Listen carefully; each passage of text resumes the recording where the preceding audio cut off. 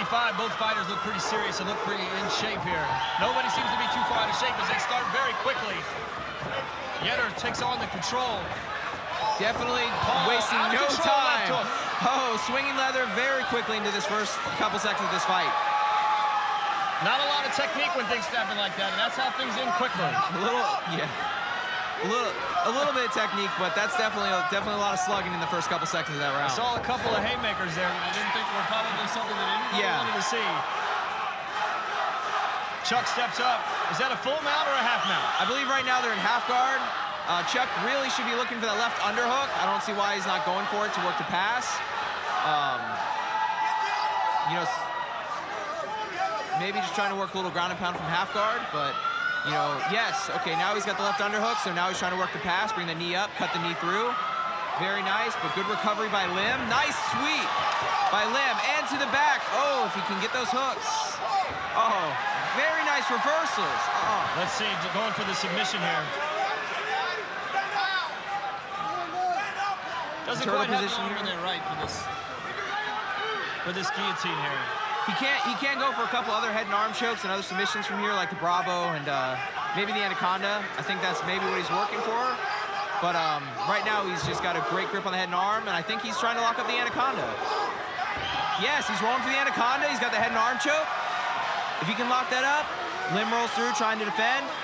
He's not as tight as he would probably want to be, but he's definitely keeping the pressure. If he can get that hand back on the backside of his neck, he's really going to lock this in. Oh, he's lost it right here as Paul Lynn reverses out of it. Now both fighters back to their feet.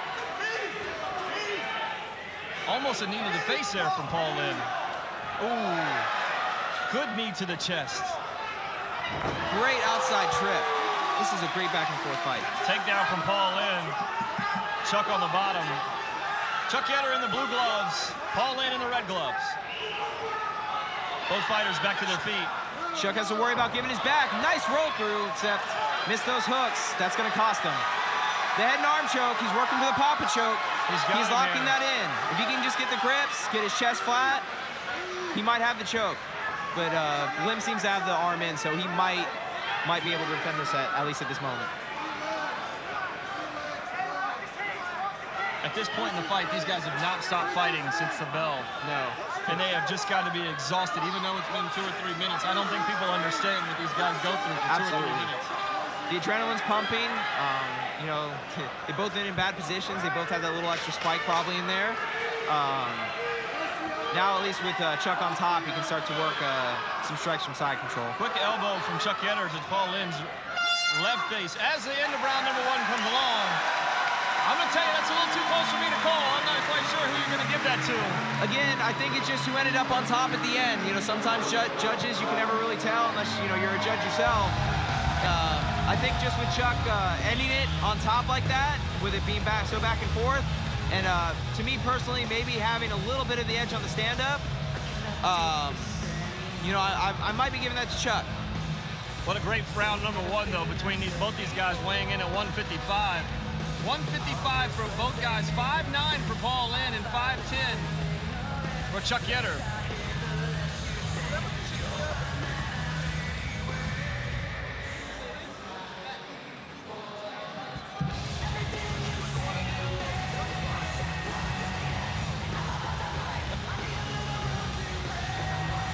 Coming up on round number 2 between Yetter and Lynn. Now, Reed, I know that we do a radio show every, you know, once in a while over there on CBS Radio. Joined here by my partner. That's really not his chair. No? His chair's supposed to be over there. Your spot's over there, man. Yeah. Now a little bit more feeling out compared to the last round. I'll get somebody from the GCA. That's cool, whatever. Oh, very nice head kick. Right hook, uppercut. That was a great inverted uppercut. We continue into round number 2 here. Or inverted Paul straight. and Chuck exchanging blows, still on their feet.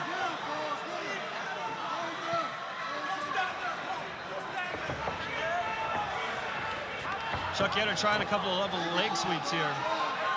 Definitely a little more technical as far as the actual striking in this round. Nakapon fatigue starting to set in here in round number 2, and I think maybe both the corners have said, hey, look, this fight's going to go a while.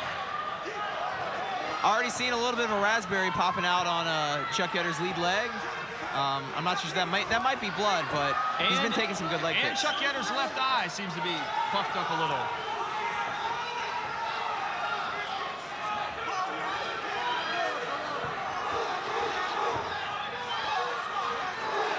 Good jabs. Oh, good. Paul, 3 kicks to the knee. And those are coming as Yetter gets tired of that and starts to throw some haymakers in there. Yeah. Now we're in a half guard on the top.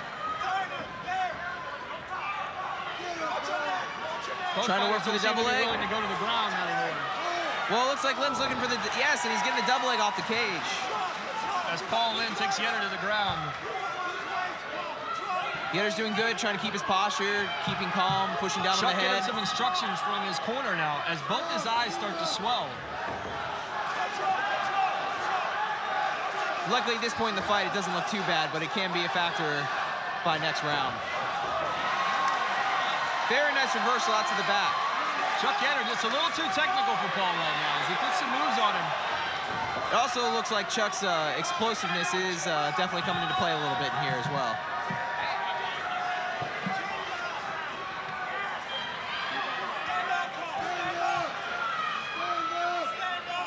Chuck Yetter in the blue gloves, Paul Lynn in the red gloves. Chuck on top of Paul right now, and it seems to me like a half guard is a couple of knees to the rib cage. Well, right now he's in just one of the versions of the turtle position, and definitely some great knees hurt to the rib. It really just depends. Sometimes they're glancing and don't really do too much damage, but right now it looks like he's doing some damage with those. Yes, you can hear him from over here, and they definitely don't sound like they're a walk in the park. Pretty impressed with Paul Lynn, though, getting out of that and standing back up. As Yetter puts him back down on the ground. 10 seconds left in round number 2. Brought to you by Cherokee Decks. We do have a Kimura attempt, but I don't think Lim's getting anywhere with that, especially as he brings some knee across. That's the end of round number 2. Both these fighters look pretty spent. We'll see what the corners have to say.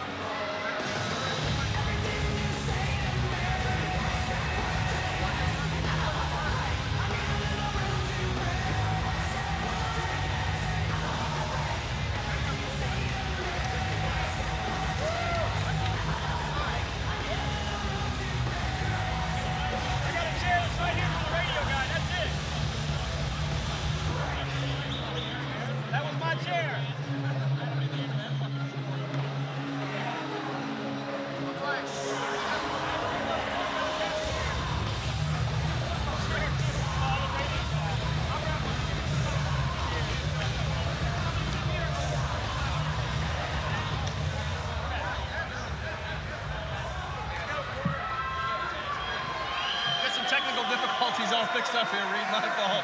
We'll get some things settled down. Put us right over here in the corners. All right, round number 3 here. Joe Toscano rings them in as both fighters meet in the ring. Paul Lynn, Chuck Yetter. Chuck Yetter in the blue gloves, Paul Lynn in the red gloves. Who is scoring this fight?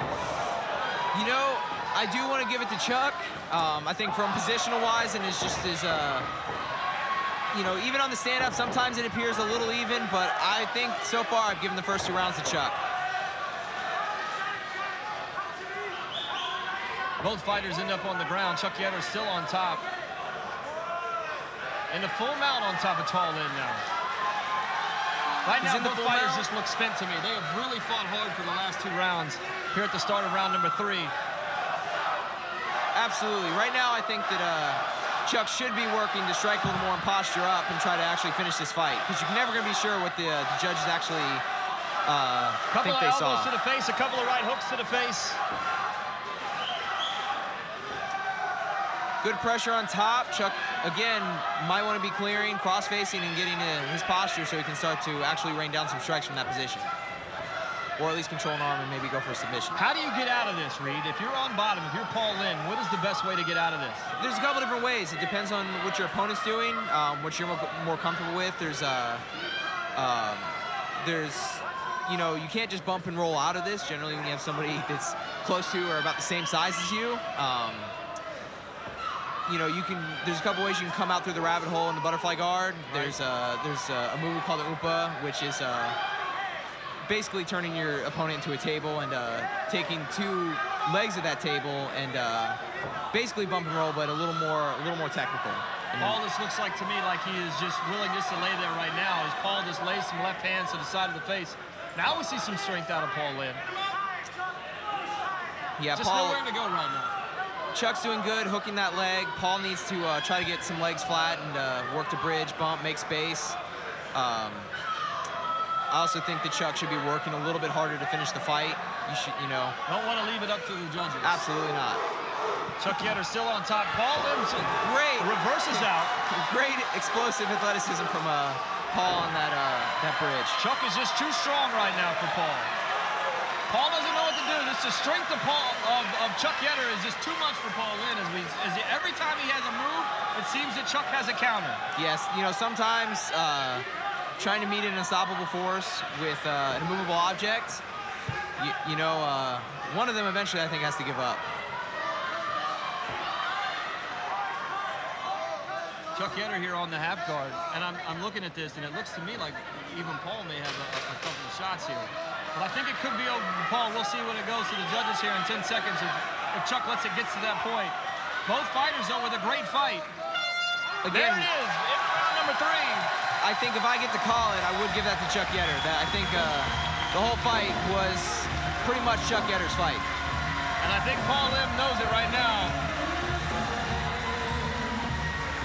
I'm going to tell you, that was probably the most entertaining one, except for the 6-second knockout. Yeah. So far as fights go, that was definitely entertaining to a decision. Well, like I was saying before we got interrupted, Reed, my radio partner here from CBS Radio, Rocky, has joined us. Thanks for showing up here. So glad you see you can make it. Yeah, I'm believing a little bit. So what'd you think here? First fight you showed up for? Pretty much like watching a white guy win, don't you? Pretty much both white to me, so. No, it was a good fight, though.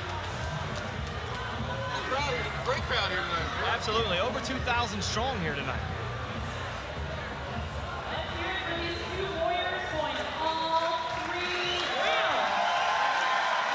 Get the call from Rebecca here, and she gets the card from the judges from the GCA.